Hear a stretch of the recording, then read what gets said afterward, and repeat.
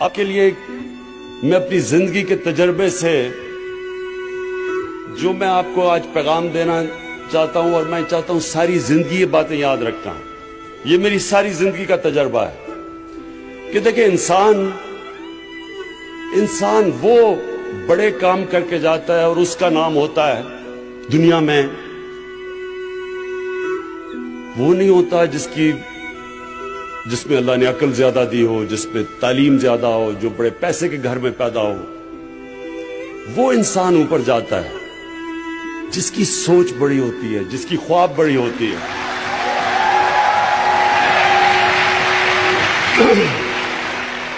اس لیے آپ سب کے لیے، یا خواتین ہیں یا نوجوان ہیں، سب کے لیے آپ کے کہ یاد رکھنا، بڑی خواب، بڑی سوچ بڑی رکھنا.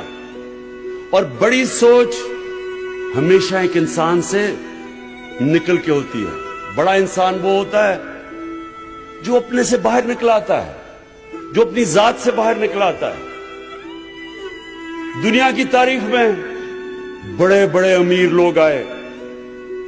کوئی آج دنیا ایک امیر آدمی کو یاد رکھتی ہے؟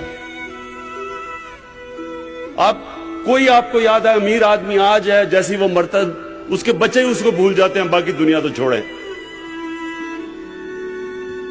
انسان دنیا اس انسان کو یاد رکھتی ہے جو انسانوں کے لیے کچھ کر کے جاتا ہے.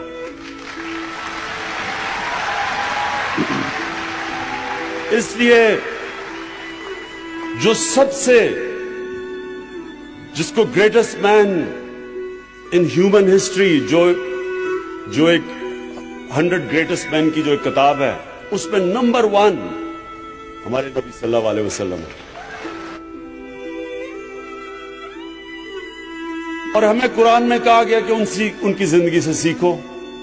تو ان کی زندگی کیا؟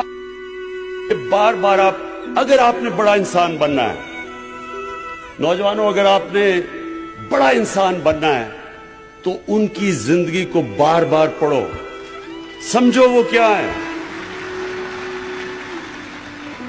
کیسے، کیا چیز تھی ان میں، کیا کوالٹیز تھی کہ انہوں نے دنیا کی تاریخ ہی بدل کے رکھ دی. سب کے لیے میں ہمیشہ کے لیے آپ نے یہ چیزیں یاد رکھنی ہیں. دیکھیں اللہ نے کیوں کہا؟ اللہ نے ان کو اپنا حبیب کہا. انہوں نے کہا ان کی زندگی سے سیکھو. ہم جب بڑے تھے ہمارے اور رول ماڈلز تھے، میرے کرکٹ کے رول ماڈلز تھے، اور راستے میں رول ماڈلز بنتے آئے، پاپ سٹارز تھے وغیرہ وغیرہ. ابھی بھی لوگ جو بزنس میں ہوتے ہیں وہ بل گیٹس کو رول ماڈل بنا لیتے ہیں، یا اور جو سٹیو جابز وغیرہ وغیرہ. لیکن یہ یاد رکھیں کہ یہ کوئی بھی ان کے پیر کی مٹی کے بھی برابر نہیں پہنچ سکتے.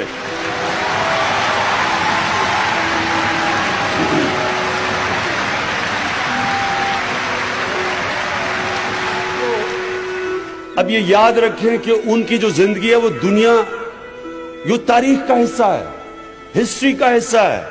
ہمیں پتہ ہے وہ کب پیدا ہوئے، کب انہیں ہجرت کی، کب اس دنیا سے پردہ کیا، ایک ایک ڈیٹ پتہ ہے ہمیں.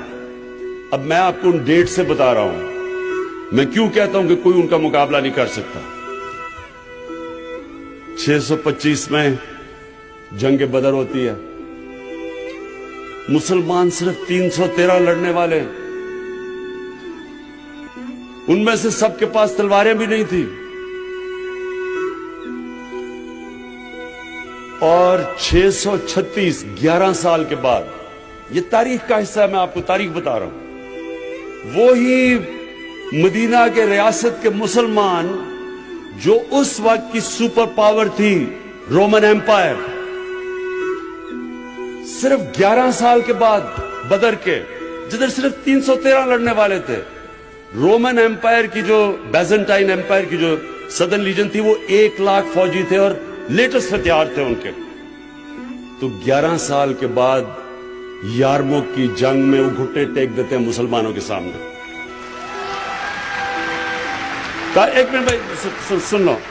یہ اور میں آپ کو تاریخ بتا رہا ہوں, یہ کوئی گریک میتھولوجی نہیں ہے, یہ تاریخ ہے. اور 638 اس کے 2 سال کے بعد جو دوسری سپر پاور تھی پرشین ایمپائر, وہ قدسیہ کی جنگ میں ان کے سامنے گھٹنے ٹیک دیتے ہیں. تو 13 سالوں میں جنگ بدر کے 13 سالوں کے بعد وہ دنیا کی سب سے عظیم قوم بن جاتی ہے. تو کیا کیا تھا؟ کبھی کوئی آپ نے کہیں ایسی چیز سنی ہے کہ کوئی اتنا ایسا انقلاب آیا ہو؟ اور پھر وہ سویلائزیشن اگلے 700 سال تک سب سے بڑے سائنٹسٹ مسلمان تھے, اور وہ دنیا کی سب سے بڑی تہذیب تھی. مسلمانوں کا کیریکٹر انہوں نے ایسا بنایا کہ انڈونیشیا اور ملیشیا میں مسلمان تاجروں کو دیکھ کے لوگ مسلمان ہو گئے. ایمانداری تھی ان کی, سچائی تھی. سو میں یہ جو آپ کو کہہ رہا ہوں یہ آپ نے سمجھنا ہے نوجوانوں, بیکاز فیوچر تو آپ کا ہے. تو آپ نے ایک چیز سمجھنی ہے,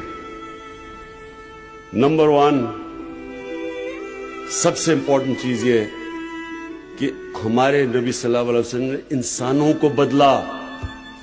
اور قرآن کی آیت ہے کہ میں کبھی کسی قوم کی حالت نہیں بدلتا جب تک وہ قوم خود اپنی حالت بدلنے کی کوشش نہ کرے. یعنی کہ اگر ہم نے نیا پاکستان بنانا ہے تو حکومت ایک طرف کوشش کرے گی اور قوم دوسری طرف کوشش کرے گی.